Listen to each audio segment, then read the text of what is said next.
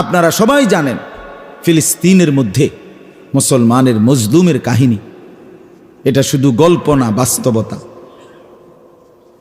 প্রায় 20,000-এর চাইতে কাছাকাছি মুসলমান মাত্র 48 দিনে শহীদ হয়েছে, রক্তে লাল হয়ে গেছে, মায়ের পবিত্র রক্তে জমিন ভেসে গেছে।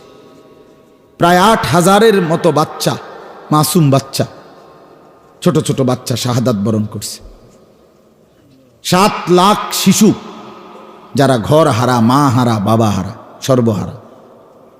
এটা পত্রিকার রিপোর্ট।